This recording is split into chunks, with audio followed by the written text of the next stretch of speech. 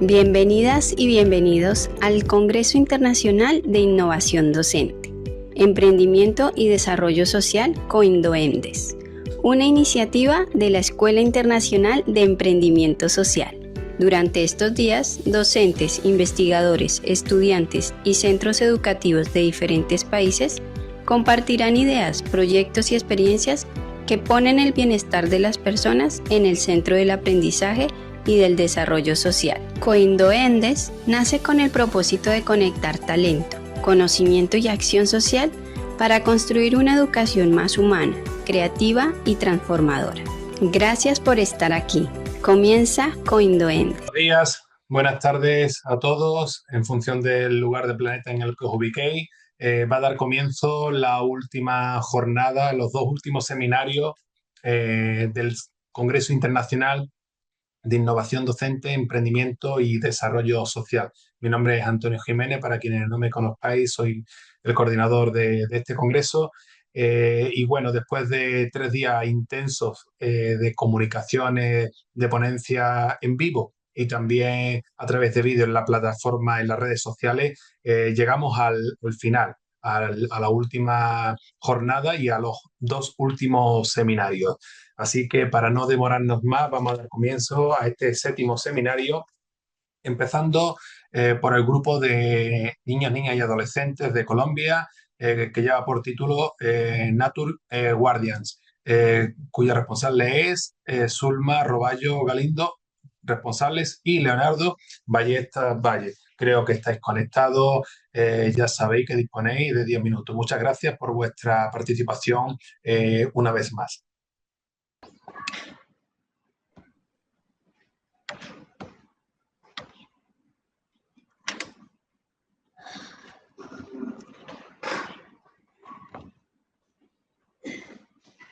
Hola, ¿cómo están? Somos los bioguardianes en acción.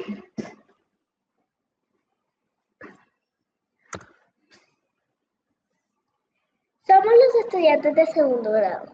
Combatimos las enfermedades que transmiten los mosquitos. Nosotros investigamos todas las aguas estancadas en el colegio y los mosquitos están aprovechando de la época de lluvia para hacer sus huevos en la agua estancada.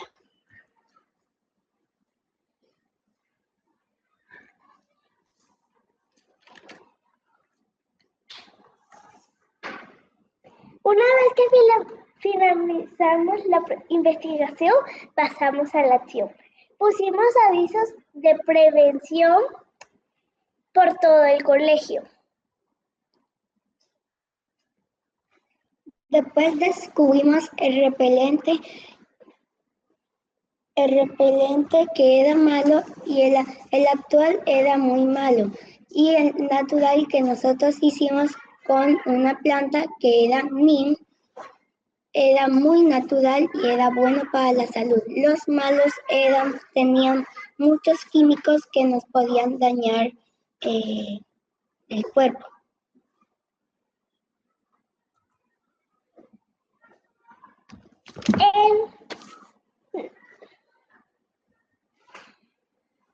En el camino nos encontramos a Barranquilla Verde y ellos nos dieron la receta exacta para tener este repelente. Paso 1. 2 libras de hoja de neem. Paso 2. Hervir por 15 minutos. Paso 3. Colar, envasar y echar un poquito de alcohol. Paso 4. Mezclar y fumigar. Ideas que transportan.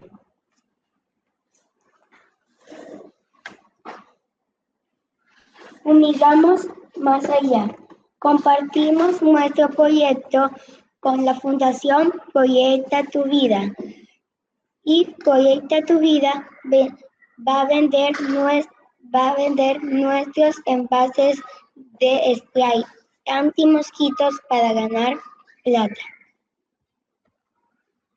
Nuestro kit trae tips para poder protegernos de los mosquitos. Trae también otro folleto para preparar tu propio repelente natural. Algunas ventajas es que en Barranquilla hay muchos árboles de neem y otra es que podemos reutilizar este envase cuando podamos y cuando queramos. Nuestro objetivo es hacer un cambio en lo que piensan que el spray de mosquito que actual es bueno, sino que el repelente de mosquito natural es más bueno que el actual. ¿Alguna pregunta? La pregunta la vamos a hacer al final, ¿vale? Porque ahora van a participar otros grupos y al final os hacemos las preguntas. Pues nada, os queremos felicitar por ese trabajo tan maravilloso que nos habéis presentado sobre los mosquitos ahí en Barranquilla, como en esta época en la que se aprovechan, ¿verdad? De la sangre humana, vosotros trabajáis para prevenirlo. Así que luego seguramente os haremos alguna que otra pregunta. Muchas gracias, chicos.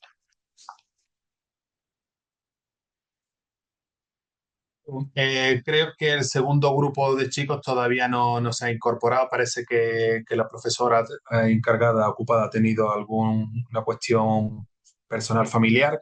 Así que vamos a dar paso a las primeras de las participaciones adultas, que si no veo mal, también por el orden en el que se encuentra, no estaría todavía conectada los autores Paula Suárez, Lidia Esther Santana y Juan José Sosa. Sí que está Mariana Gómez Vicario en representación de su equipo, de Margarita Alcaide y Noelia Sara Ramón, de la Universidad de Jaén y Universidad Camilo José Cela, con la intervención Transformar la realidad desde el aula, una experiencia de aprendizaje cooperativo mediante el teatro del oprimido. Buenas tardes, Mariana, muchas gracias por estar con nosotros. Ya sabes que dispone de 10 minutos, cuando quieras.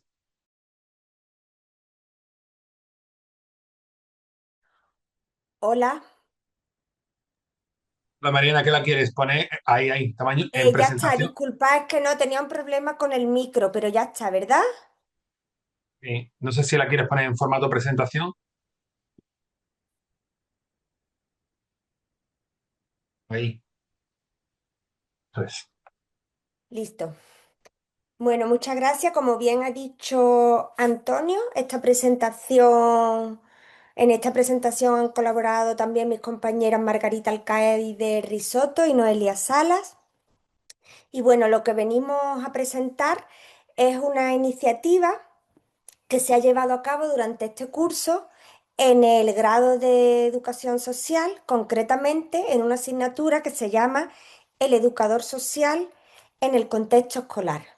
Lo que queríamos conseguir con esta iniciativa es que la intervención que se hiciera desde el aula estuviera más cerca de la realidad a la que se van a enfrentar los educadores y educadoras sociales en su práctica profesional una vez que terminan sus estudios. Para ello, era un requisito indispensable, pues, desarrollar habilidades sociales, un pensamiento crítico y utilizar metodologías activas y, como ya he dicho, que fueran coherentes con la práctica. Las carencias que nos encontrábamos en el aula de este curso, en concreto de tercero de educación social, pues es que cada vez había más pasividad en el alumnado. Se quejaban de clases magistrales, de que los contenidos que daban no le veían ellos una utilidad a la hora de salir al mundo laboral, porque se detectaba una brecha significativa entre los contenidos académicos y lo que era la realidad profesional. Por lo tanto, pues se buscó una metodología que diera lugar a acercar un poco más al alumnado a la realidad que se iban a encontrar, mediante aprendizaje cooperativo, donde el éxito de cada uno de los alumnos dependiera de todo el grupo, repercutiera en todo el grupo y viceversa, por lo tanto con responsabilidad individual e interacción continua entre todo el alumnado. Esto se consiguió mediante la metodología de teatro del oprimido. Teatro del oprimido es un modelo, es un método y formulación teórica de teatro pedagógico que hace posible la transformación social. Esto fue implementado por Augusto Boal y lo que busca es resolver conflictos sociales mediante el teatro, pero no es un teatro tradicional a lo que estamos acostumbrados, donde hay una obra teatral y los espectadores están viendo la obra. Aquí no hay espectadores, aquí a los espectadores se les llama spectactores. Y son los propios espectadores los que intervienen en la escena y pueden cambiarla y contribuir en ella. Por lo tanto, se consigue una transformación colectiva y se utiliza el teatro como un ensayo de realidad y un motor de cambio. Ahora vamos a ver un poco más detallado cómo es esto, cómo se lleva a cabo esto. Como ya hemos dicho, hay un aprendizaje cooperativo en la metodología, es totalmente experiencial y participativa. Hay todo el tiempo un diálogo de intervención social y hay una representación teatral. Es decir, aquí se integra todo un poco. Entonces, ¿cómo se lleva esto a cabo? Bien, pues antes de empezar a hacer teatro en sí, lo que se hizo con la clase de educación social y lo que se hace cuando esto se lleva a cabo en centros educativos, como lo llevamos y lo voy a explicar a continuación, se hacen una serie de dinámicas para crear un ambiente más participativo, para que se creen vínculos y se trabajan en tres dimensiones: activar los cinco sentidos, ver todo lo que se mira y escuchar todo lo que se oye. Cosas súper importantes en el mundo social, pero que a menudo pasan desapercibidas. Una vez que ya se han superado toda esta serie de dinámicas y se trabajan en estas tres dimensiones, ya se empieza con lo que es la escena. La escena no es un teatro como tal que digamos vamos a interpretar tal cosa. Se identifican problemas, problemas que no afecten a solo a una persona, sino que sean problemas sociales. En la clase lo que hacíamos, que dividíamos el grupo en pequeños grupos y se identificaban problemas que afectaran allí al grupo clase. Entonces, cada uno de los grupos construía una escena, por ejemplo, pues el consumo de sustancias en la universidad. Interpretaban ese problema, pero nunca acababa bien. Son escenas tipo roleplay de 5 o 10 minutos, no más, donde se interpreta y no terminan resueltos los conflictos que pasan allí. Entonces son los spec-actores, el resto de la clase que está allí, los que buscan otras soluciones, se abre un debate. Una vez que termina la escena, hay una persona que tiene el rol de Joker, moderador, que es el que da inicio al debate, hace preguntas al público y cuando el público participa se le invita a salir a escena y cambiar ese final. Aquí no solo existe una reflexión colectiva, sino que también una reformulación. Hay personas que sobre todo en la época de la adolescencia, la infancia, pues hay niños, adolescentes que como a los adultos les cuesta hablar de los problemas que están viviendo. Sin embargo, si lo ven transformado a una obra de teatro y salen a escena como que están actuando, en realidad sacan cosas que en su vida habitual les es más difícil. Entonces, hicimos con todo esto una prueba piloto con la problemática que afectaban en este grupo clase de educación social y una vez que ya estaba entrenado, que entendían toda la dinámica, nos fuimos a un instituto de secundaria. Previamente nos pusimos en contacto con el director y con el orientador en la fase 1 de identificación de problemáticas y una vez que vimos las problemáticas que existían con el alumnado en ese instituto, pues este alumnado de educación social fuimos allí e interpretaron teatro del oprimido con el alumnado. Y aquí el alumnado de primero, segundo, tercero y cuarto de educación secundaria intervenía en el teatro. Intervenía como spec actores. Por lo tanto, es una metodología teatral que se ha utilizado dentro de la formación universitaria, se ha roto con el rol pasivo, ya que los estudiantes se han convertido en agentes activos. Se ha utilizado un aprendizaje reflexivo y crítico y ya hay una simulación profesional, ya que han ido a un instituto y lo han llevado a cabo dentro de ese instituto. Por lo tanto, no se trata de una realidad puntual, sino que han trabajado como en aprendizaje-servicio con problemas reales y han intervenido como si ya fueran profesionales de la educación social con el alumnado. Las competencias desarrolladas, pues comunicación, empatía, resolución de conflictos, trabajo en equipo y por supuesto pensamiento crítico. Esta es una foto de allí de una de las intervenciones que se hizo en el instituto.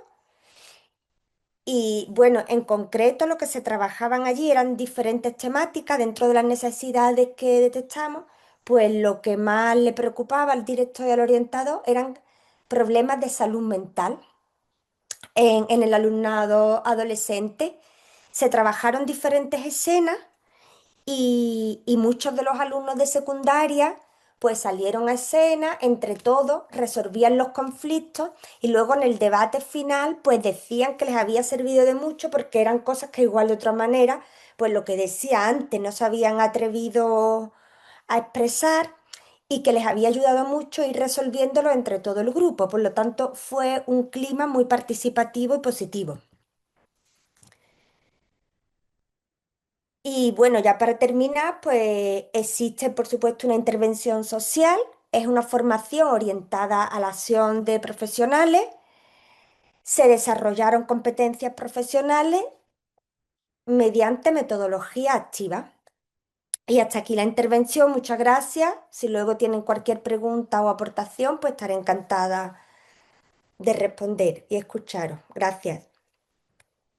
Muchas gracias, Mariana, por compartir vuestro trabajo tan sumamente interesante. Seguro que luego habrá preguntas al respecto y por también ajustarte al tiempo. Creo que ya está incorporada la persona responsable de compartir, de exponer la comunicación, la intervención número 3. Creo que está por ahí Paula Suárez, ¿verdad? Hola, Hola, ¿se me Paula. escucha? Sí. ¿Se me La escucha? intervención de Paula lleva por título Presencia y tratamiento de la sabiduría en el currículum de la educación secundaria obligatoria. Autoras Paula Suárez Padilla, Lidia Esther Santana Vega y Juan José Sosa Alonso de la Universidad de La Laguna. Ya ayer Paula igualmente intervino con la sabiduría, con el tratamiento de la sabiduría, creo que era en educación primaria, ¿verdad, Paula?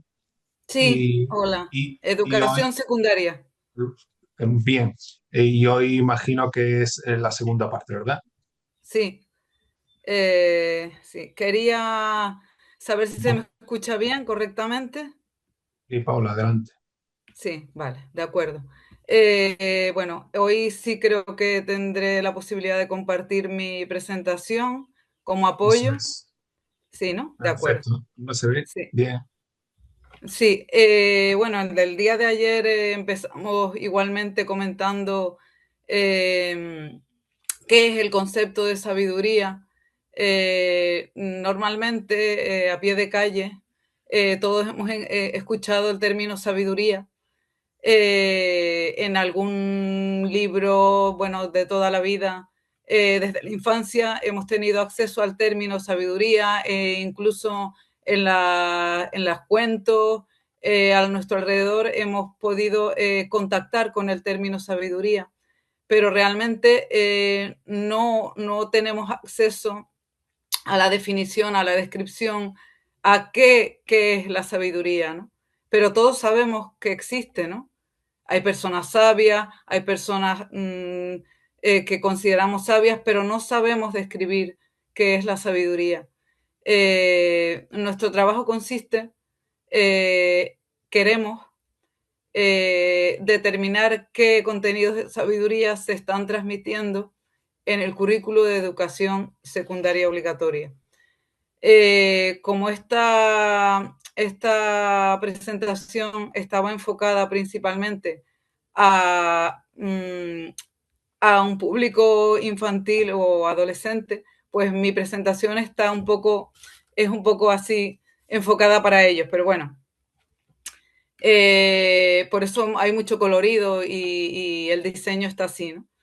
La primera diapositiva observamos el árbol que se utiliza normalmente para reflejar la sabiduría, el concepto de sabiduría.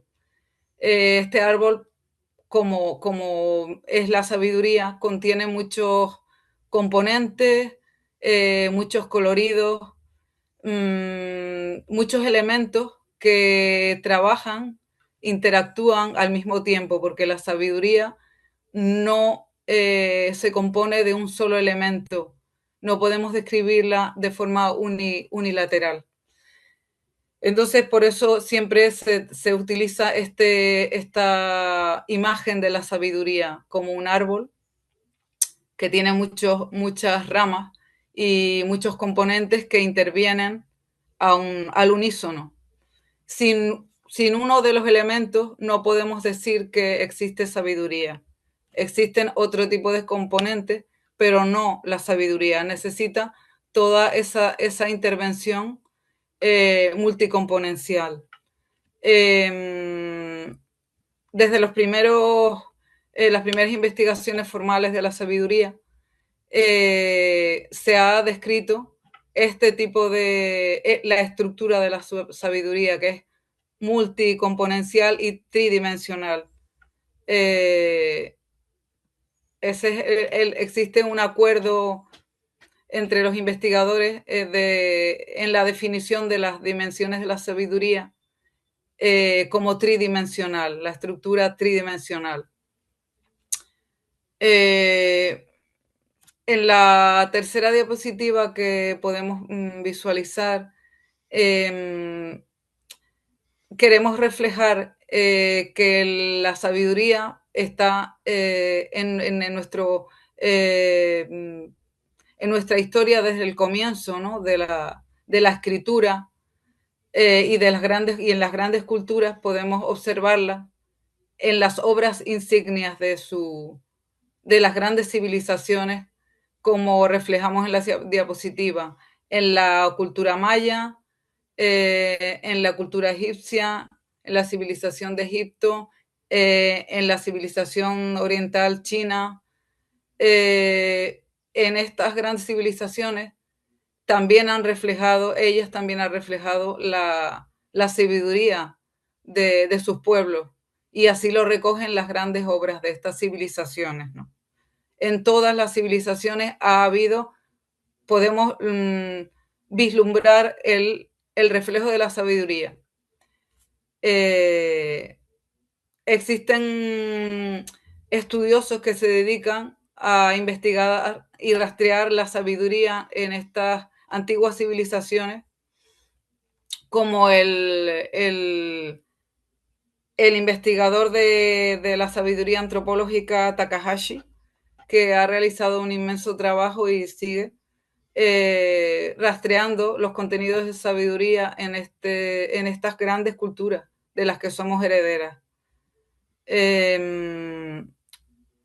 Vemos aquí reflejo del Popol Vuh, que es una gran obra insignia de la cultura maya, en la que también se pueden apreciar contenidos de sabiduría en las imágenes que los contienen. En realidad lo que queremos reflejar es que la sabiduría se encuentra en la genética de nuestra historia, reflejada de una u otra forma, pero siempre está constatada en nuestro rastro de la humanidad, en el rastro de la humanidad.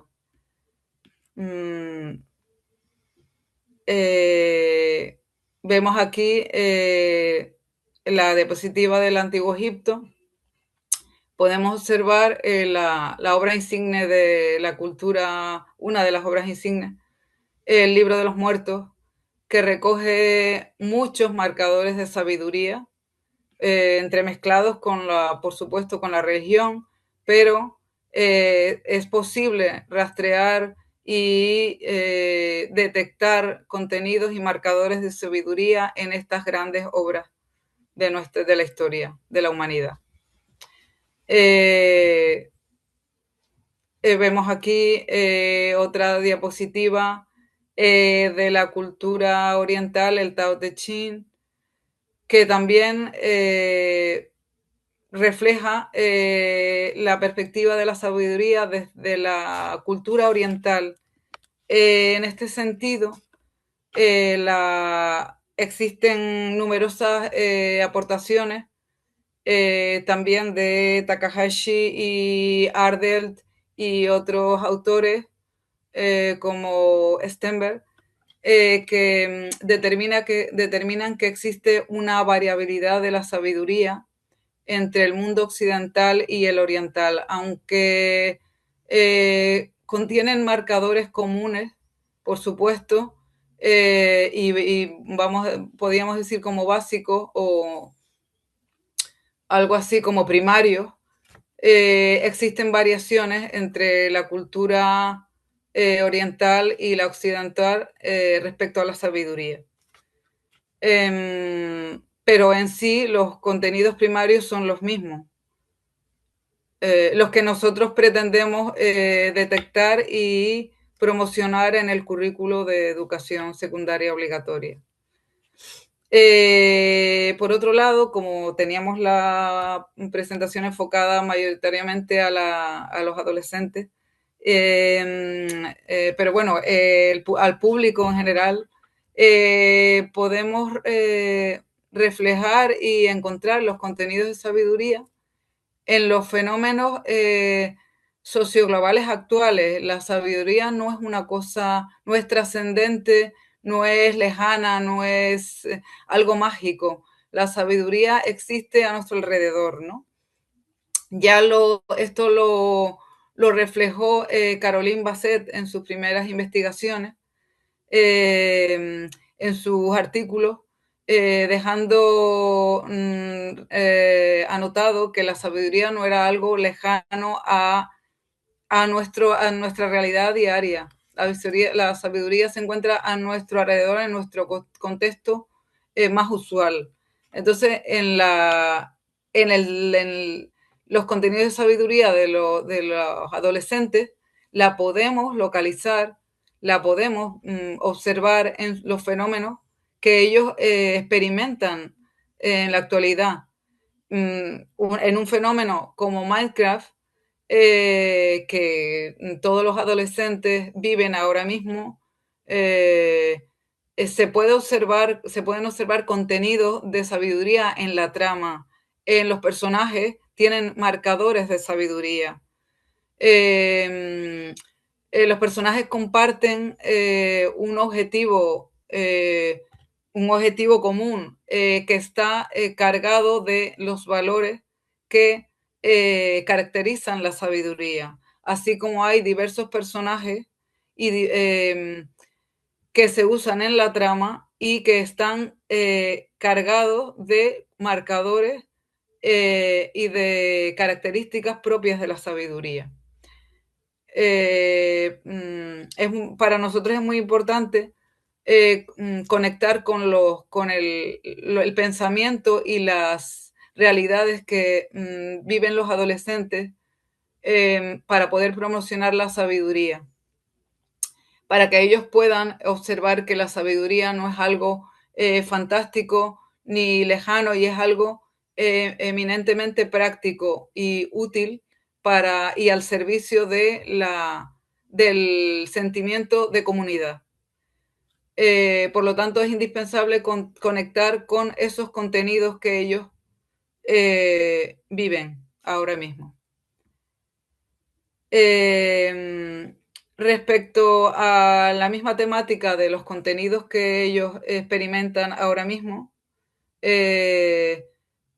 tenemos otro personaje del fenómeno global de Minecraft, Aquí tenemos otro personaje, el Iron Golden, que refleja propiamente la sabiduría en sí. El personaje está caracterizado con todos los contenidos de sabiduría y su objetivo en la trama es el propio de un elemento sabio. Por lo tanto, nos parece muy necesario buscar los contenidos y los elementos de su contexto que tengan mucha relación con la sabiduría para poder de ahí promocionar y diseñar los proyectos propios de desarrollo de la sabiduría en el currículo. Por otra parte, tenemos la diapositiva que explica los factores que determinan la promoción y el desarrollo de los conocimientos sabios en el alumno. Por supuesto, en el contexto familiar tenemos 3 factores.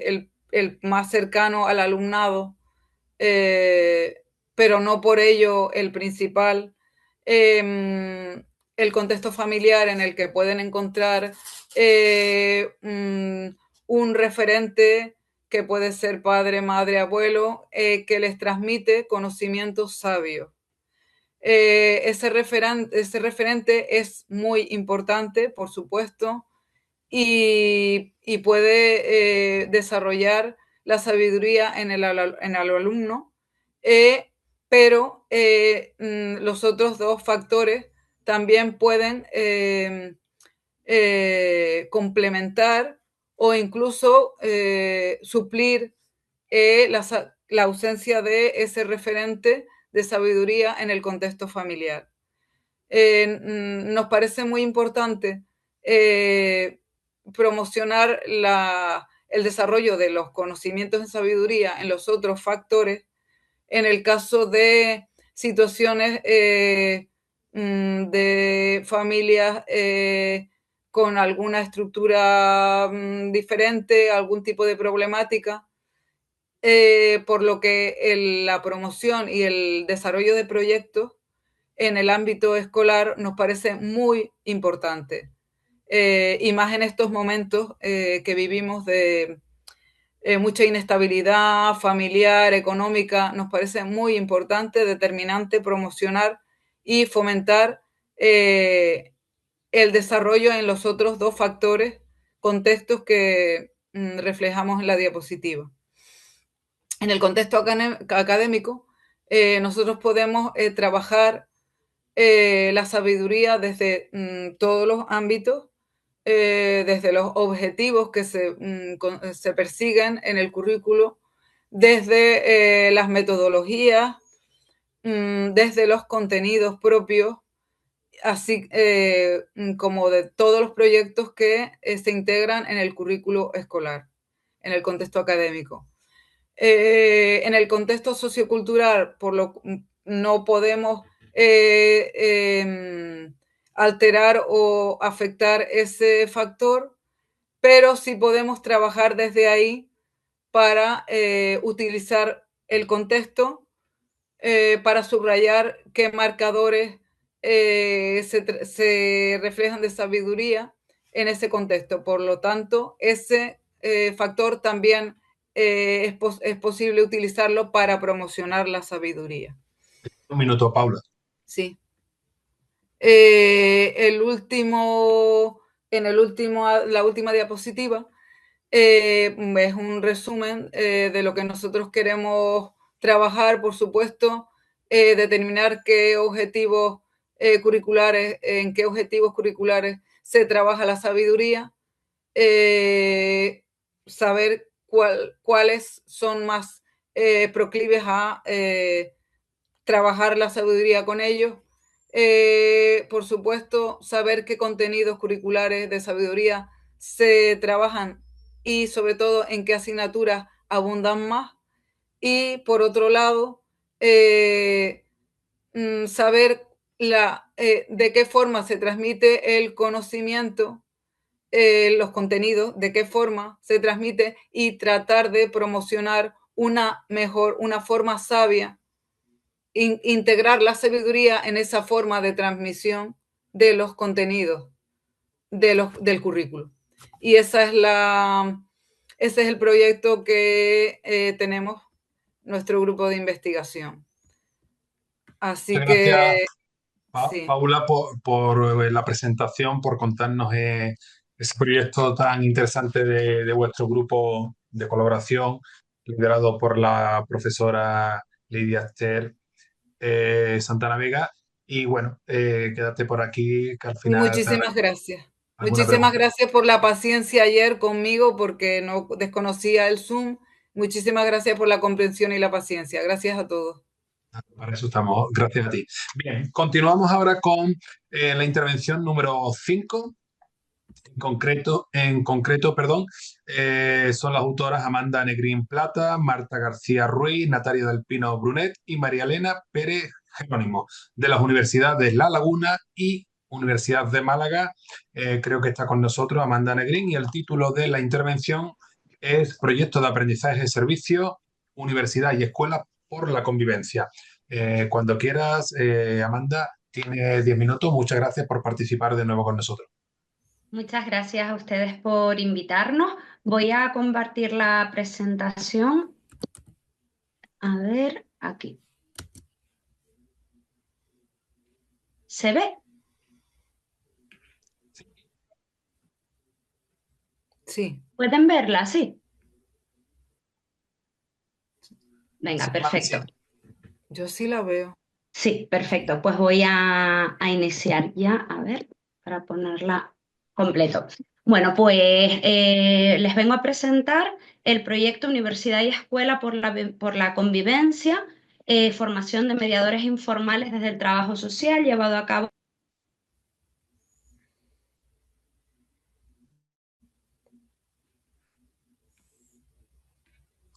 Un momento, Amanda, que parece que se ha silenciado. Ay, perdona, es que se Vale, vale. puso reactivar Sí, el sí. audio, perdona, que las nuevas tecnologías aquí a veces juegan malas pasadas. Bueno, pues ya tú nos presentaste, somos un equipo de la Universidad de La Laguna, también contamos con la colaboración de una profesora de la Universidad de Málaga.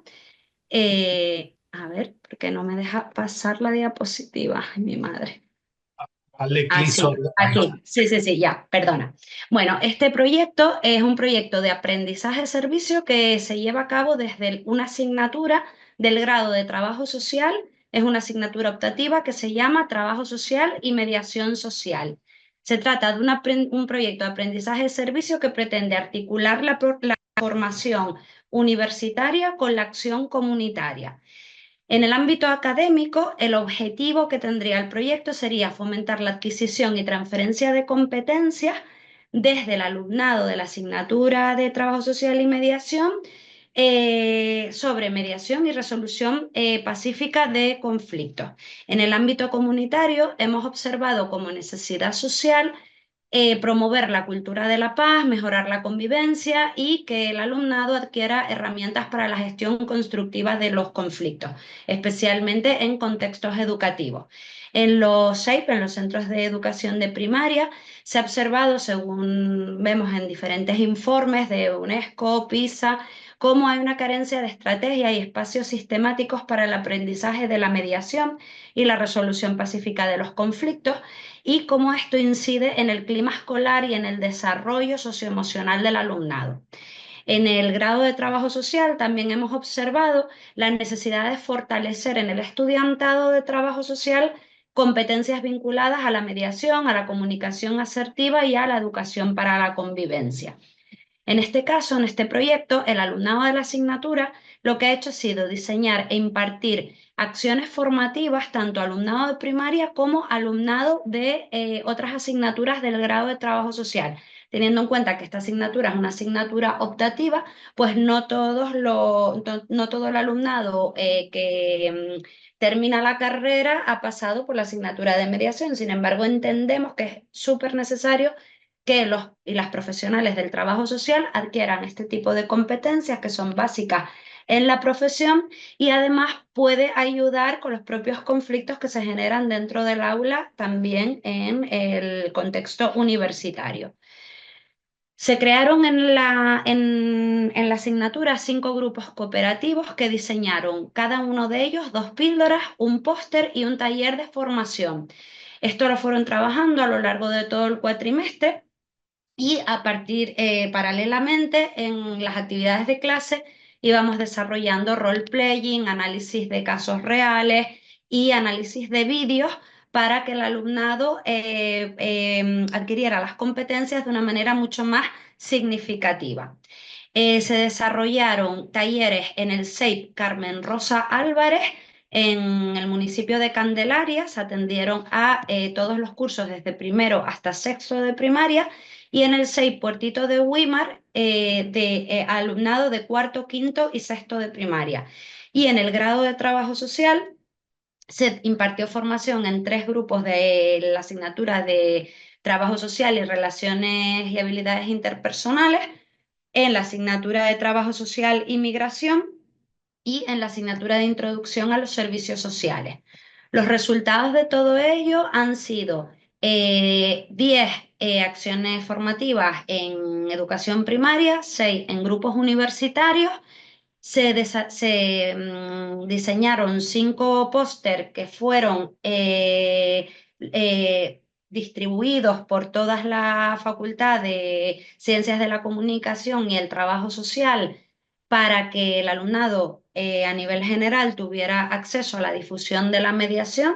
Aquí les pongo unos ejemplos de los póster para que vean un poco el trabajo que desarrollaron los alumnos. Todo esto los alumnos lo desarrollaron además mediante un acompañamiento y un entrenamiento en técnicas de inteligencia artificial para que pudieran diseñar las actividades, pues teniendo en cuenta estas nuevas tecnologías que promueven el aprendizaje del alumnado. En cuanto a la evaluación del proyecto, actualmente seguimos en una fase de evaluación porque el proyecto se ha implementado a lo largo de este curso académico, estamos finalizando ahora, pero hasta la fecha hemos podido recoger la valoración de los equipos directivos de los centros educativos, el profesorado tanto de la universidad como de los centros, el alumnado participante desde la asignatura y también el alumnado receptor de los talleres. Los resultados preliminares pues nos hacen ser bastante positivos con el proyecto por los resultados, ¿no?, que estamos obteniendo. A los centros educativos, a los equipos directivos, se hicieron también reuniones con ellas y aparte se pasaron cuestionarios de satisfacción y de valoración, tanto al profesorado como a los equipos directivos, al alumnado participante. Les he puesto aquí un poco para que vean. En cuanto al profesorado, recogimos de 11 que fueron los que estuvieron presentes dentro de las sesiones. En cuanto al alumnado participante, 18 cuestionarios. En cuanto al alumnado receptor de los talleres, tenemos 99 del grado del grado de trabajo social y 52 del alumnado, que para nosotros es súper importante lo que tienen que decirnos, especialmente los niños y niñas que reciben esta formación, porque para nosotros es fundamental su opinión para poder mejorar. En cuanto a lo que más destacarían del proyecto dentro de estos cuestionarios de satisfacción, pues el propio alumnado de la asignatura hizo comentarios como: considero que es un buen planteamiento para llevar desde la teoría a la práctica el contenido, se debería realizar en más asignaturas, ayuda a comprender de mejor manera el temario trasladándolo a la práctica. Ir a las demás aulas a impartir las charlas me ayudó a estar más segura de mí misma a la hora de dar una exposición sobre un tema que domino. La motivación de la profesora fue lo mejor porque nos permite ver y aprender cómo debería ser la mediación haciendo. La participación activa en la planificación de las actividades y en la toma de decisiones sobre cómo desarrollarlas. Es verdad que fueron los y las alumnas los que implementaron este proyecto con el acompañamiento docente, pero ellos fueron los encargados y los responsables, con lo cual, pues trasladarle esta responsabilidad a los alumnos también los empodera y los ayuda, ¿no?, a sentirse más fuertes con respecto a su próxima entrada en el mundo laboral también, ¿no? Ha sido una experiencia maravillosa junto a mis compañeros el poder aplicar la teoría a la práctica. Es una actividad que repetiría sin duda y espero que no desaparezca de la asignatura porque mis futuros compañeros, para que sus futuros compañeros puedan disfrutar tanto del proyecto como ellos. En cuanto al profesorado y a los equipos docentes, nos comentan que al implantar figuras nuevas de referencia por un día, el alumnado conecta con su capacidad de atención instantáneamente y disfruta de nuevos estilos de aprendizaje. Destacaría la excelente organización de la actividad, la calidad de los materiales utilizados y la excelente coordinación por parte de la docente. La intervención y la participación de las alumnas fue excelente, lo que hizo que la experiencia resultara muy enriquecedora, etcétera, ¿no? He puesto algunos, pero para no aburrirlos les digo los más representativos. Y en cuanto al alumnado del grado de trabajo social, que son también receptores de los talleres de formación, nos comentan, pues me pareció muy interesante todo, me ha gustado mucho la formación, el grupo de formadoras estaba muy preparado, muy seguras de sí mismo y fomentaban la participación, las actividades me parecieron buenísimas, un apoyo increíble e información que no sabíamos, las formadoras han sido súper originales, supieron captar nuestra atención y conseguir que se nos quedara la información. Bueno, y así algunos comentarios más que les he puesto por aquí, pero por ajustarme un poco al tiempo, espero que con esto lo hayan podido tener una composición del lugar. Muchísimas gracias por su atención y por invitarnos a participar en este espacio que es súper enriquecedor. Muchas gracias a ti, a vosotras, Amanda, por esta interesante también contribución. Quédate por ahí, que al final daremos alguna pregunta. Y por último, vamos a dar paso a la intervención número 6, Educación en Igualdad y en Derechos Humanos como herramienta para el aprendizaje y el desarrollo social, cuya autora es María Macías Jara, de la Universidad de Alcalá. Buenas tardes, María, muchas gracias por participar con nosotros. Sabes que dispone de 10 minutos. Hola, muy buenas tardes. Muchas gracias a vosotros y enhorabuena por el congreso. Eh, mm, en principio parece que estoy compartiendo, pero no creo que no lo he conseguido. No, de momento no se ve, María. A ver si ahora.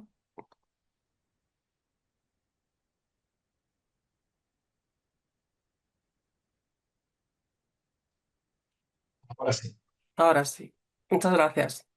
Bueno, pues traigo aquí bueno, unas reflexiones sin más en estos últimos coletazos del congreso que ya lleváis un tiempo con él ya cansados y simplemente para manifestar, bueno, pues un proyecto que viene de una observación que se hizo por el profesorado de una asignatura concreta en los primeros cursos y ámbitos del contexto universitario sobre el comportamiento del alumnado frente a la diversidad en el aula.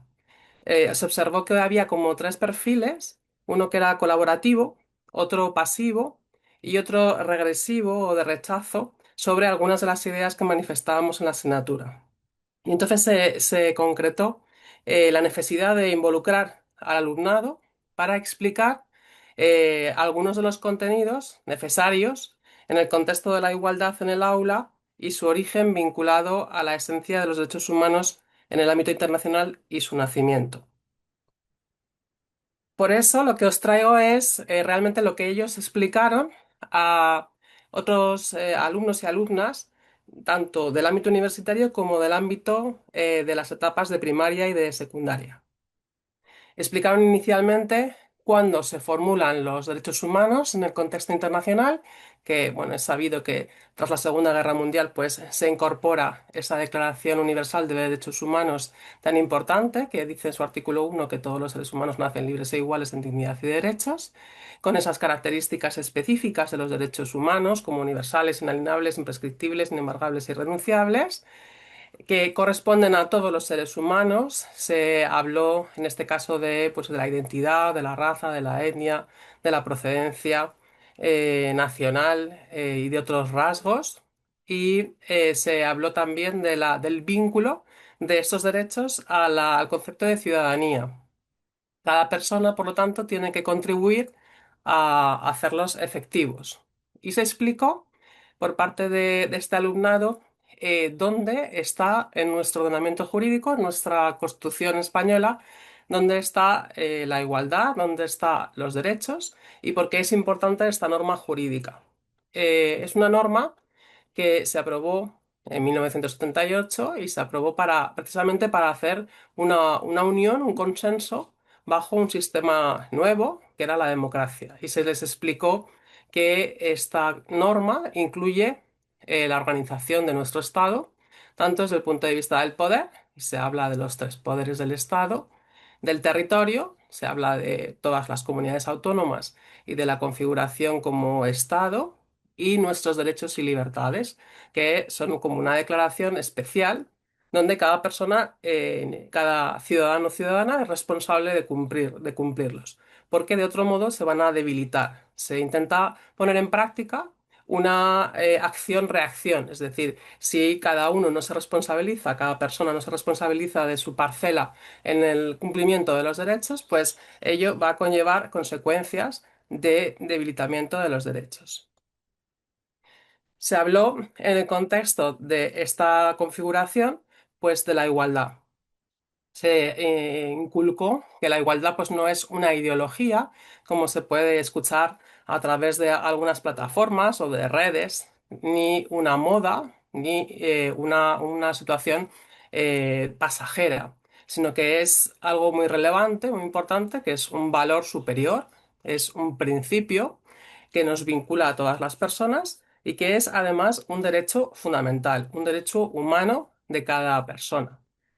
En el contexto de igualdad se demostró que se pusieron algunos ejemplos y algunas actividades y se demostró que cuando existe un contexto de igualdad, pues lleva ineludiblemente a una libertad de elección y de autodeterminación. Sin embargo, por el contrario, también se pusieron ejemplos donde la subordinación de unas personas a otras en diferentes contextos, bien por sexo, bien por raza, bien por origen o riquezas, pues lo que perpetúa es la dominación y la desigualdad. Bueno, por eso se hablaron de esos estándares que aparecen en el lado izquierdo, sobre todo inculcando que es importante que nuestras diferencias pues, no se traduzcan en una discriminación. No significa, por lo tanto, que la igualdad sea identidad, sino que la igualdad incorpora pues, una faceta de diferencia, pero que subraya el valor de cada una de las personas. Y se extrajo una repercusión de la igualdad como un modelo transversal, es decir, que los beneficios no son solo para los grupos que se sitúan en posiciones infravaloradas o de discriminación, sino que los beneficios son para toda la sociedad, son para todas las personas. Y además afecta a todos los ámbitos. La igualdad es importante en el contexto de la familia, es importante en el contexto de la cultura y de la participación de toda la ciudadanía, es importante en el entorno, con la naturaleza, como también nos han transmitido los niños y niñas que han intervenido en primer lugar, en el trabajo, con lo que tenemos que realizar, con los estudios y también en nuestro entorno más próximo de amistades.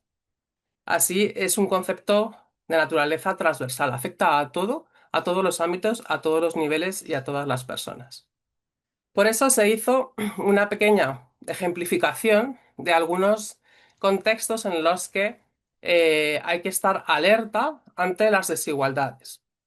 Se intentó involucrar al alumnado para positivizar su actuación dentro del aula y hacerles pensar que lo que está incluido en el aula también se traslada o se refleja luego en la sociedad. Es decir, que el aula no es un ente aislado, no es algo que sucede en algún contexto puntual, sino que el comportamiento del aula después se va a llevar fuera a la sociedad. Y se hablaron de los momentos más concretos de la violencia o la desigualdad o la discriminación, como es la violencia física, en este caso con un recuerdo especial a la violencia contra las mujeres, por ser prioritaria en las agendas mundiales. Y luego se habló también de cuestiones muy importantes que no están tan visibilizadas, son más difíciles de detectar e incluso adquieren ese término de violencia simbólica, pero que sin embargo son muy dañinas y además son multitudinarias, son en un porcentaje muy elevado, ¿no? Como por ejemplo, pues los chistes, las bromas, el aislamiento hacia otras personas por sus condiciones personales, etcétera. Y todo ello, pues siempre se visibilizó desde su magnificación en las redes sociales, ¿no? En el uso de las redes sociales y el peligro que ello conlleva desde las consecuencias que se puedan manifestar. Por eso se les, bueno, invitó a realizar, pues, a ponerse en un lugar, ¿no? Donde estuvieran más colaborativos con el modelo que quieren construir de sociedad. Por ejemplo, bueno, los círculos que se plantean como igualdad o inclusivo o libre, pues eran espacios o lugares donde se podían situar, pero también había otros puntos, digamos, oscuros o distintos, donde se hablaba de rechazo, de totalitarismo, de dictadura, de otros contextos que también existen en el ruido social, si se querían situar ahí, ¿no? Porque, bueno, bajo el lema de soy mi proyecto más importante, ¿en qué contexto social querían situarse? ¿En qué lugar de modelo social querían vivir para contribuir en él? Y bueno, y finalmente, como ahora por fin está en los programas de la PAU alguna filósofa o propia historiadora o propia del pensamiento político femenino, pues acabar con esta frase de Hannah Arendt, que es la libertad no es un atributo interno del alma, sino un estado que solo existe entre iguales cuando interactúan, mostrando, sin embargo, su diferencia y singularidad en la esfera pública. Y sin más, pues muchas gracias. Muchas gracias, María, también por tu intervención. Gracias a todas por haber participado en esta primera parte del seminario y a continuación vamos a proceder a hacer algunas preguntas. Empezamos con los chicos de Nature Guardian. ¿Estáis por ahí? A ver, chicos, encender la cámara que os vamos a hacer una pregunta para que podáis responder.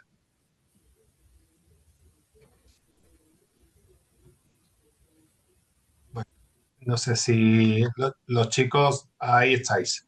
Muy bien, os voy a hacer dos preguntas que os han hecho, ¿vale? Atentos a las preguntas y las respondéis. En primer lugar, os preguntan ¿qué ingrediente lleva ese repelente natural?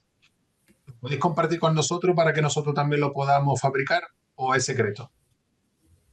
Lleva hoja de neem,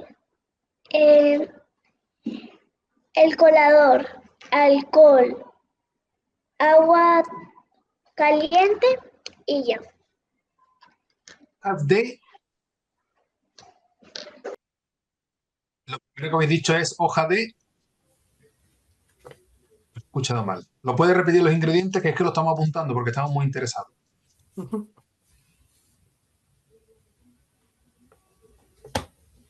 Mutealo, eso, habla. Que repita los ingredientes. Ok, ¿lo repito? Sí, por favor. Hoja de neem, un colador, alcohol y agua caliente. Y con eso ya tenemos el repelente, ¿verdad? Muy bien. Y oye, ¿y está funcionando ese repelente? ¿Veis que realmente funciona?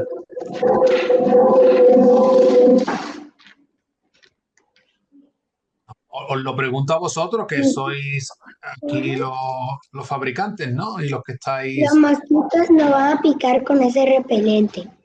Entonces está funcionando, ¿no? Sí, pues una maravilla, ¿no? Porque es un compuesto natural que vosotros habéis hecho, ¿no? Muchísimas gracias. Gracias a vosotros por compartir. En este colegio hay muchas hojas de NEM y es una muy buena ventaja. Así que nos ayudaron y así lo vamos a vender en la feria. Y que eso que soy hay muy un emprendimiento en el colegio. Que estéis en el congreso adecuado, en el congreso de emprendimiento, por eso estáis aquí. Y escuchad una cosa, y esas hojas en España no conocemos eso. ¿Cómo son esas hojas? ¿Qué es un árbol?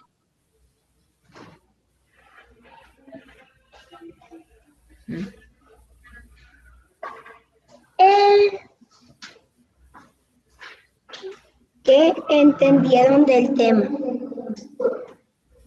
Sí. Yo ahora te voy a explicar, te voy a decir que entendí del tema. Lo que me gustaría es que me dijerais cómo son las hojas de, habéis dicho de Nel, así se llama ese árbol, que es un árbol, Sí, se llama NIM. y es un árbol. Sí, es es un árbol. Bien. Y ahora nos preguntáis a nosotros qué entendemos qué hemos entendido del tema. Sí. Pues entonces tenemos aquí a otras personas que os van a responder. A ver, ¿quién quiere responderle? De aquí de los panelistas, ¿quién quiere responderle a los niños? O si alguien de los que tenemos como asistentes quieren responder, pues levanta la mano y yo les habilito el micrófono. Amanda, adelante. Bueno, yo quería felicitarles porque me parece una iniciativa súper maravillosa teniendo en cuenta lo importante que es que los mosquitos no piquen, ¿verdad? Y que no contagien enfermedades, que ustedes son un valor fundamental en su comunidad. Quería felicitarles porque me parece que es fundamental que ustedes estén implicados en ayudar a su centro educativo y a toda su comunidad mediante esas enseñanzas. Muchas gracias, Amanda. ¿Quién más quiere responder? Nos han preguntado que qué hemos entendido de lo que nos han compartido. Venga, María. Pues yo también me sumo a las felicitaciones. Además, personalmente yo siempre he sido víctima de los mosquitos y lo sigo siendo. Y me gustaría saber cómo se aplica. ¿Cómo se aplica? ¿Cómo en la piel? ¿Frotando? ¿Con un paño? ¿Cómo pongo el producto? ¿O solo oliendo el producto ya el mosquito se va?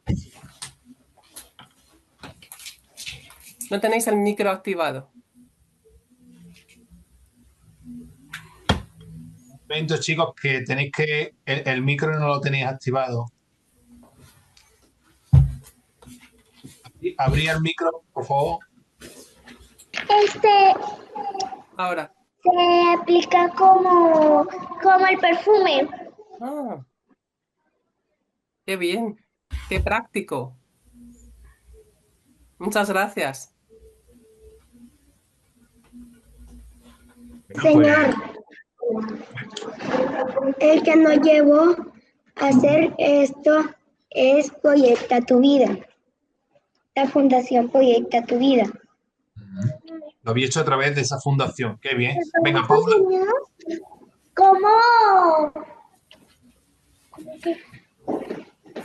¿Cómo hacer el repelente para que lo usen? Paula también os quiere decir algo. Sí, hola chicos, ¿me escucháis? ¿Sí? Sí, hola chicos, quería preguntaros si puede ser. Yo he aprendido que en el proyecto que ustedes están llevando a cabo también hay sabiduría, lo que nosotros investigamos, y contenidos de sabiduría.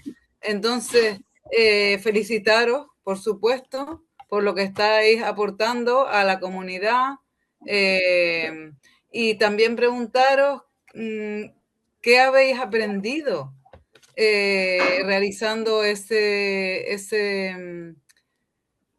antimosquito. ¿Qué habéis aprendido? Nosotros hemos aprendido ¿Sí? que en el colegio hay muchas aguas estancadas en toda la parte del colegio. Incluso ¿Sí? en esta época de lluvia hay muchos mosquitos merodeando por el colegio Sí, y sí, producen muchas enfermedades. claro. Que hacen daño a las personas, pueden hacer daño a las personas de tu familia, a tus amigos, ¿verdad? Sí, y eso es muy malo y peligroso, ¿verdad? Muy bien. Entonces, ustedes son ahora más sabios que antes del proyecto. Eh, Sí, por supuesto. Así que yo quiero este, felicitarlos porque ahora son más sabios que antes y ahora ayudan a la comunidad donde viven. Dice compró el computador. Yo creo que tienen un poco de dificultad Sí. para estar escuchándonos. Bien, muchas gracias por vuestra participación al resto de compañeros. Y ahora os voy a hacer una pregunta a cada uno de las alumnas. Y os pido, a ver, le vamos a silenciar. Ahí está. Y os pido que respondáis al final, ¿no? Y así lo hacemos más ágil. Bien, para lo que tiene. Y Paula, la primera pregunta, ¿qué dimensiones de la sabiduría considera más relevantes para el alumnado de secundaria? ¿Cómo puede la escuela contribuir a transformar ese conocimiento en sabiduría? Responde al final, por favor. Para Mariana, ¿qué cambio percibiste en el alumnado o se percibe en el alumnado y en qué aula realizaba las prácticas de teatro? Luego para Amanda, existencias institucionales o culturales han encontrado al intentar introducir espacios sistemáticos de mediación en el ámbito escolar? Y por último, para María, ¿ha observado cambios en la participación o actitud del alumnado? ¿Qué indicadores utiliza para medir el desarrollo social? Pues en el orden establecido, si nos importa, cuando queráis. Eh, Hola, buenas tardes. La primera pregunta que me hace es qué dimensiones se deberían fomentar desde el ámbito escolar, qué dimensiones de la sabiduría. No existe una prioridad, pero sí existe un orden y una estructura a la hora de desarrollar la sabiduría.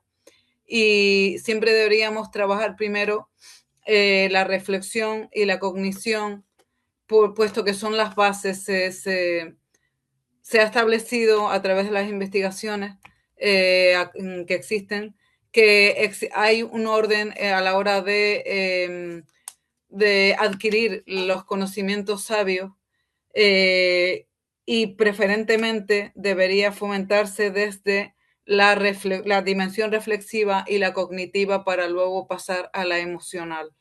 Pero bueno, particularmente nosotros creemos que es necesario trabajar las tres dimensiones en conjunto. Aunque existen esas aportaciones de la investigación, creo que es necesario y no dejar ninguna de las dimensiones atrás a la hora de trabajar los contenidos de sabiduría en el currículo.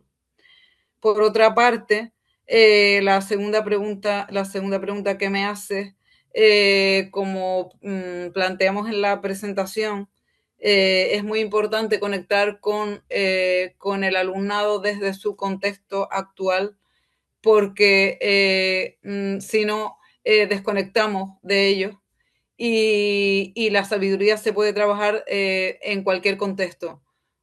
Por lo tanto, desde su contexto actual y los contenidos que existen en el currículo, así como las diferentes estrategias que podemos desarrollar en el currículo, es la forma de fomentar la adquisición de la sabiduría.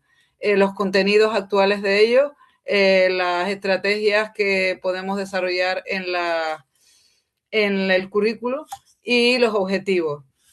Existen algunos programas previos de desarrollo de la sabiduría, basados en las aportaciones de Stenberg, principalmente, y de Ardelt.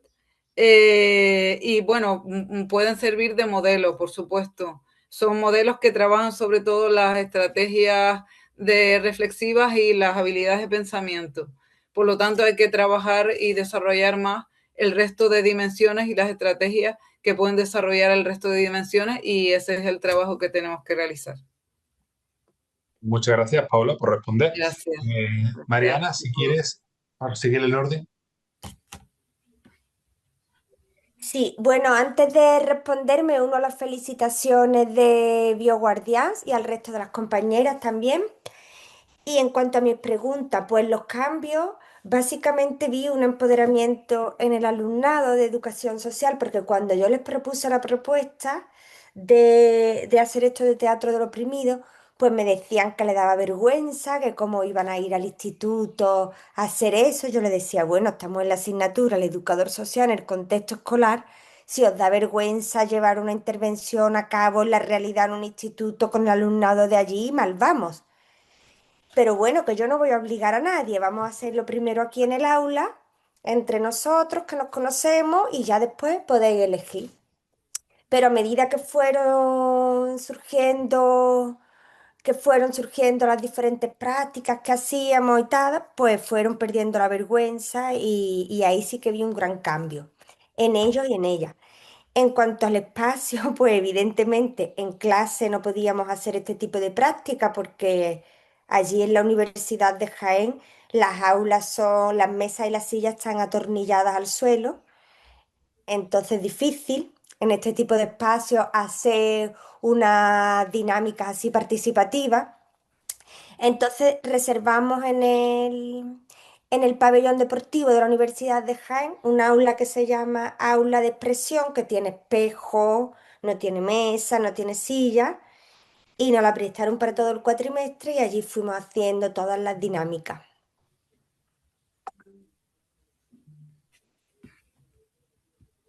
Muy bien, Mariana, muchísimas gracias por responder a esa pregunta.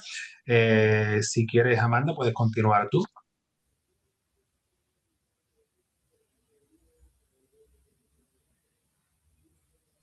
Conectas el micrófono, te podemos escuchar. Disculpa, te preguntaba porque no te escuché bien. Lo que me preguntabas era por las limitaciones, ¿verdad? Desde el ámbito institucional con las que nos habíamos encontrado, las dificultades. Eh, Efectivamente, ¿qué resistencia institucional o cultural han Claro. encontrado al intentar introducir espacios sistemáticos de mediación en el ámbito escolar?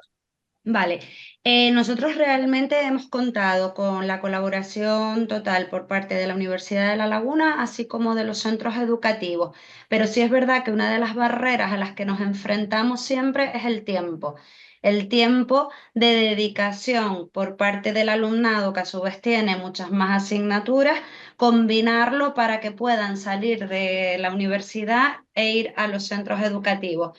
Esa parte, esa coordinación en cuanto a los tiempos, muchas veces requiere que todo el profesorado de otras asignaturas permitan las faltas de asistencia de este alumnado a ellas. Entonces, muchas veces ahí encontramos más resistencias, lamentablemente, que en todo lo demás.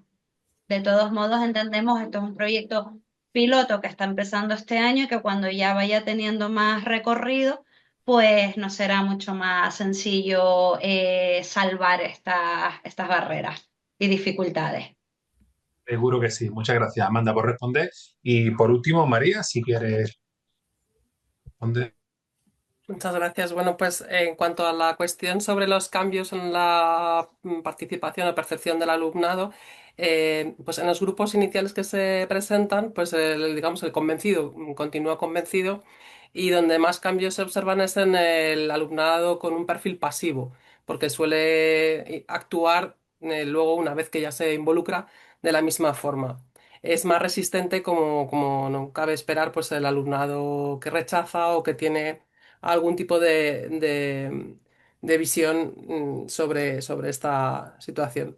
Luego, en relación a los indicadores que preguntabas, bueno, es que manejábamos, por un lado, las situaciones que se observaban en el círculo con porcentajes que no los he puesto para no aburrir sobre ellos, pero se manifestaban ejemplos sobre lo que se consideraba discriminación de naturaleza física, naturaleza simbólica o digamos en un grado medio referentes a cuestiones relativas al odio, a la humillación. Y en función de eso se extraían algunas de las conclusiones basadas en la igualdad, la inclusión y la libertad. Normalmente, la inclusión, cuando ofrece un indicador de vulnerabilidad, es más aceptada, es más fácilmente comprensible por el alumnado, por ejemplo, en cuestiones de salud mental o incluso de acoso sexual, pero en menor medida se comprende, por ejemplo, situaciones de acoso por razón de sexo o situaciones de igualdad a veces de mujeres y hombres. Vimos que tres obstáculos que coincidían también con las variables de estudio hacían esto tambalear o ser difícil de concretar. Uno de ellos era la seducción de lo invisible o de la negación. Era digamos, seductor, negar que nadie es responsable, ¿no? de las situaciones que se producen en el contexto de la desigualdad. Por lo tanto, en consecuencia, una responsabilidad diluida o de terceros, de otros, son nosotros los que son, digamos, malos o responsables, pero a nosotros no nos pasa nada como sociedad. Y luego también la mimetización de las actuaciones o de los actos negativos por la presión de la pertenencia a un grupo y de un grupo que además tiene el mantenimiento de la dominación o del estatus. Estas variables, pues, nos hicieron hacer una medición de esto. No obstante, era un proyecto muy pequeñito que esperamos poder elaborar y desarrollar en el futuro. Ojalá que así sea. Bueno, gracias a todos por haber dado respuesta a las preguntas. No sé si alguien quisiera matizar, utilizar los minutos que aún restan para el horario oficial. No tenemos por qué agotar, pero bueno, que sepáis que estamos todavía en tiempo. No sé si los chicos de BioGuardians quieren decir algo más.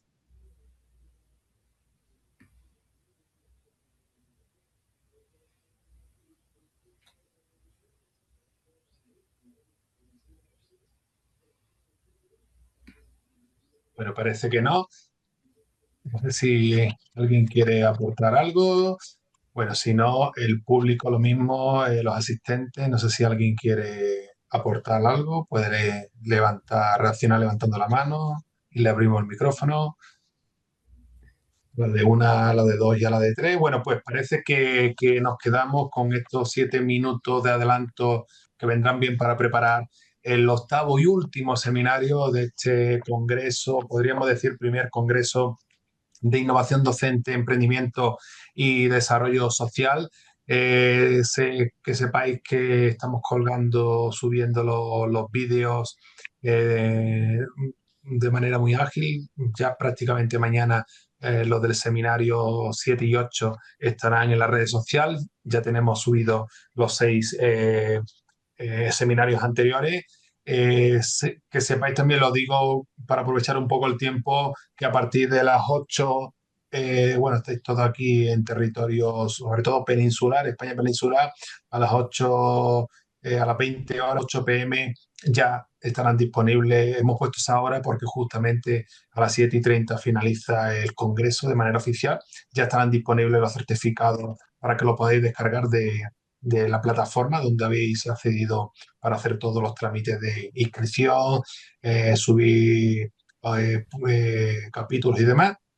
Y bueno, estamos muy felices por tal y como el Congreso está transcurriendo. Yo creo que la participación de los niños, una vez más, aunque este Congreso, a diferencia del otro que tenemos de infancia y adolescencia, no se centra exclusivamente en la infancia, pero creo que es interesante contar con la visión privilegiada que tienen los niños, ya que hablamos de innovación docente, qué mejor que contar con esa visión que tienen ellos y con esas cosas que están haciendo, ¿no? En diferentes lugares. Por lo tanto, muchas gracias por vuestra participación. Espero que tengan buena tarde. A los chicos que estáis al otro lado del océano, allí en Colombia, que tengáis buen resto del día. Y son ahora mismo todavía las 10:30 de la mañana. Así que bueno, tenéis todo el día por delante. Y nada, espero veros en una nueva ocasión. Algunos ya sois conocidos, así que un gusto de nuevo coincidir con vosotros y espero que podamos repetir. Chao. Gracias. Chao, muchas gracias. Gracias.